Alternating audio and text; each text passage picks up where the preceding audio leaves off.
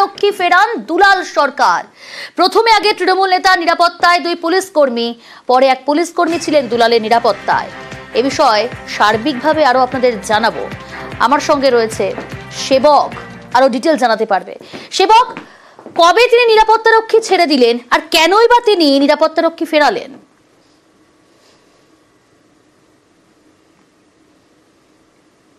দেখো, এই তৃণমূল নেতা খুনের পর যেটা বারবারই উঠে আসছে তার নিরাপত্তা সংক্রান্ত বিষয়টি।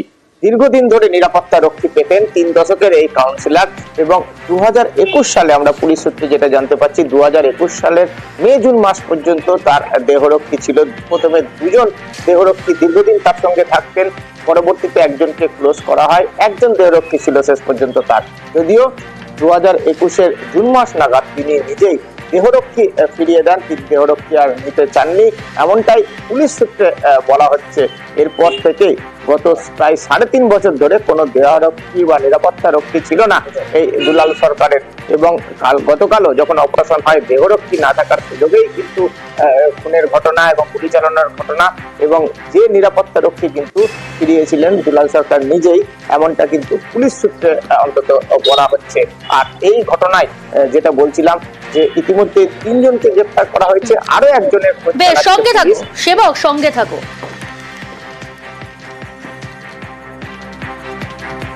গতকালই মালদার তৃণমূল নেতা খুনের জন্য পুলিশের ভূমিকায় ক্ষোভ প্রকাশ করেন মুখ্যমন্ত্রী মমতা বন্দ্যোপাধ্যায়। আমার খুব পরিচিত একজন, আমার খুব সহযোদ্ধা, ফ্রম দ্য বিগিনিং আমার সাথে কাজ করছে, বাবলা সরকার, আজকে মার্ডার হয়েছে এবং পুলিশের গাফিলতিতে, অফকোর্স এসপির অপদার্থতার জন্য। তার সিকিউরিটিও আগে তুলে নেওয়া হয়েছিল। আমি পার্সোনালি চিনতাম, আগেও সে অনেকবার অ্যাটাক করেছে, সে ইলেক্টেড জনপ্রতিনিধিও ছিল।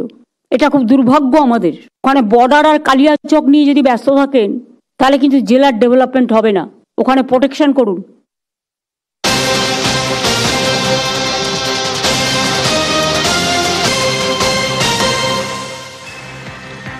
মালদার তৃণমূল নেতা খুনে একাধিক প্রশ্ন সামনে আসছে। কেন খুন মালদার তৃণমূল নেতাকে খুনের সুপারি দিল কারা? কাদের টাকায় মালদায় বিহারের দুষ্কৃতী? নানান প্রশ্ন কিন্তু উঠে আসছে। জানাবো আপনাদের। সেবক রয়েছে আমার সঙ্গে সরাসরি। সেবক, খুনের মোটিভ সম্পর্কে এখনো পর্যন্ত কেউ জানা গেল? কারণ এই ঘটনা ইতিমধ্যে 3 জনকে গ্রেফতার করা হয়েছে।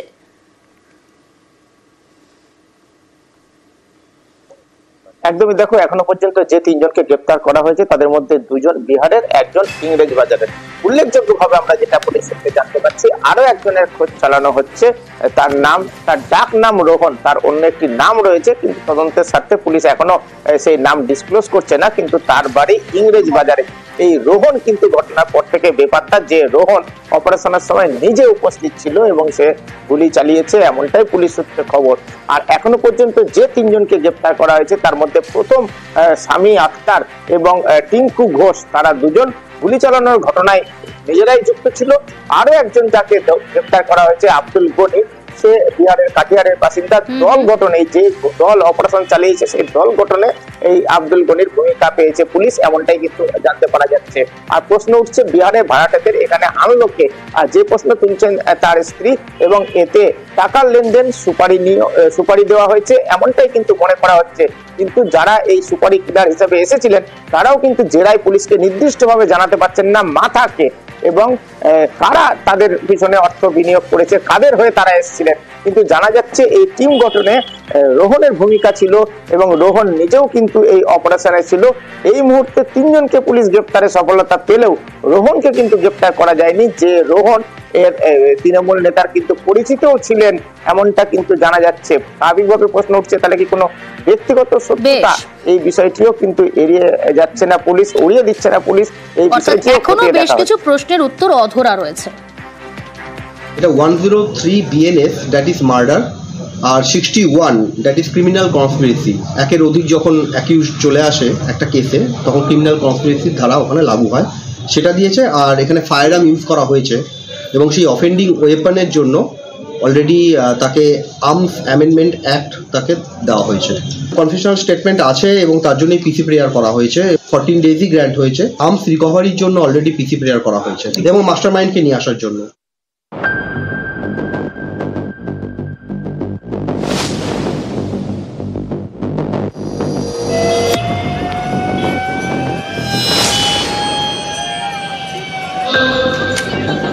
দুটো লোকাল আছে আর বাকি বাইরের আছে।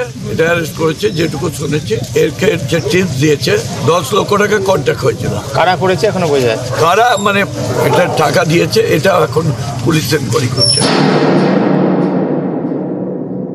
অবশ্যই একটা বড় চক্রান্ত আছে, তার জন্যই এই ঘটনাটা ঘটেছে এবং একাধিক জন তারা তো নিশ্চয়ই বিশেষ কিছু জায়গা থেকে সেই সাহসটা পেয়েছে বা পেছন থেকে সেই সাহসটা দিয়েছে একাধিক জন। একজন বা দুজনের কাজ এটা নয়। আমার বিশ্বাস আছে মাননীয় মুখ্যমন্ত্রীর ওপরে এবং পুলিশের ওপরে সঠিক লোককে বেছে বার করবে এবং তাকে শাস্তি দেবে। বাইকে এসে হামলা, তারপর ধাওয়া করে পয়েন্ট ব্ল্যাঙ্ক রেঞ্জে পরপর গুলি। বৃহস্পতিবার সকালে এভাবেই খুন করা হয় মালদার হেভিওয়েট তৃণমূল নেতাকে। ইংরেজবাজারের তৃণমূল কাউন্সিলর দুলাল সরকার, যিনি বেশি পরিচিত ছিলেন বাবলা নামে। পুলিশ তদন্তে জানতে পেরেছে রীতিমতো ছক কষে খুন করা হয় দুলালকে। কাজে লাগানো হয় সুপারি কিলার। তদন্তে নেমে সিসি ক্যামেরার ফুটেজকে হাতিয়ার করে পুলিশ। এরপরেই একের পর এক পুলিশের জালে। বৃহস্পতিবার বিকেলে গ্রেফতার করা হয় ইংরেজবাজারের টিঙ্কু ঘোষ এবং বিহারের কাটিহারের বাসিন্দা মোহাম্মদ সামি আখতারকে। এই দুজনকে মালদা থেকে গ্রেফতার করে পুলিশ। পরে গভীর রাতে আব্দুল গনি নামে আরেকজনকে গ্রেফতার করা হয়। এই গনিও বিহারের কাটিহারের বাসিন্দা। দুষ্কৃতীরা চারিদিক দিয়ে আসছে, অন্যান্য স্টেট থেকে আসছে, কিন্তু এর পেছনে মোটিভটা কি? হঠাৎ করে বিহার থেকে সেখানে গুলি চালালো কেন? এরই উত্তর খুঁজে বের করার চেষ্টা করছে পুলিশ। তদন্তকারীরা জানতে পেরেছেন বেশ কয়েকদিন ধরে তৃণমূল কাউন্সিলর দুলাল সরকারের গতিবিধি নজরে রাখছিল দুষ্কৃতীরা। তাকে খুনের জন্য মোটা টাকা সুপারি দেওয়া হয়, কিন্তু কে দিল সুপারি? অবশ্যই একটা বড় চক্রান্ত আছে, তার জন্যই এই ঘটনাটা ঘটেছে এবং একাধিক জন তারা তো নিশ্চয়ই বিশেষ কিছু জায়গা থেকে সেই সাহসটা পেয়েছে বা পেছন থেকে সেই সাহসটা দিয়েছে একাধিক জন। একজন বা দুজনের কাজ এটা নয়। আমার বিশ্বাস আছে মাননীয় মুখ্যমন্ত্রীর ওপরে এবং পুলিশের ওপরে সঠিক লোককে বেছে বার করবে এবং তাকে শাস্তি দেবে। মালদা থেকে সেবক দেব শর্মা, নিউজ 18 বাংলা।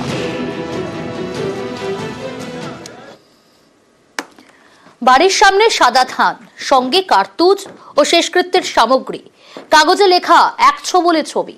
মুর্শিদাবাদের নওদায় এভাবেই প্রাণে মারার হুমকি দেওয়া হয়েছে। চাঞ্চল্যকর অভিযোগ তৃণমূল পঞ্চায়েত সদস্যর। কাগজে গুলি করে মারার ছবি, ছবির তলায় লেখা 100 বলে ছবি।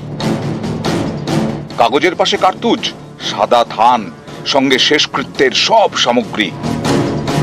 বাড়ির সামনে এসব রেখে প্রাণে মারার হুমকি দেওয়া হয়েছে। চাঞ্চল্যকর অভিযোগ নওদা ব্লকের মধুপুর গ্রাম পঞ্চায়েতের তৃণমূল সদস্য মনিরুল ইসলামের। মনিরুলের বাড়ি নওদার গঙ্গাধারী এলাকায়। তার দাবি, বৃহস্পতিবার রাতে কেউ তার বাড়ির সামনে এসব রেখে গেছেন। এভাবেই তাকে প্রাণে মারার হুমকি দেওয়া হয়েছে। কে বা কারা করেছে এটা আমার জানা নেই, এটা পুলিশকে জানিয়েছি, পুলিশ তদন্ত করবে। কোথায় রেখেছিল? এটা আমার পুরোনো বাড়ির গেটের সামনে, যেহেতু নতুন বাড়িতে সিসিটিভি ক্যামেরা আছে বলে ওখানে রাখতে পারেনি, এখানে রেখেছি। কি মনে করছেন, আপনার ব্যবসায়িক সূত্রতা না আপনার ব্যবসায়িক সূত্রতা তো আমাদের নেই, এটা রাজনৈতিক সূত্রতাই দেখছি। আমার ছেলেরা ব্যবসা করে, বড় দোকানে কষ্ট করি, কত পরিশ্রম করি, কারোর কোনো জোর ঝামেলায় যায় না। রাজনীতি করে এটা ঠিক আছে, কেন করলো আমি এটার বিচার চাই। এই খবর পেয়ে এলাকায় যায় নওদা থানার পুলিশ। কংগ্রেস, সিপিএম, বিজেপি এরা যৌথভাবে এইভাবে মানুষের মধ্যে ভীতি আতঙ্ক তৈরি করে দিয়ে বশ্যতা স্বীকার করানোর চেষ্টা করছে। যে বা যাহারা এই ধরনের বার্তা দেওয়ার চেষ্টা করছে তা পুলিশ প্রশাসন কড়াভাবে নিশ্চিত দমন করবে। বাম আমলে নানা জায়গায় সাদা থান পাঠিয়ে হুমকি দেওয়ার অভিযোগ উঠত। 23-এর পঞ্চায়েত ভোটের সময় এরকম দেখা গেছে। এবার সেই সাদা থানে হুমকি মুর্শিদাবাদের নওদায়। মুর্শিদাবাদ থেকে প্রণব বন্দ্যোপাধ্যায়, নিউজ 18 বাংলা।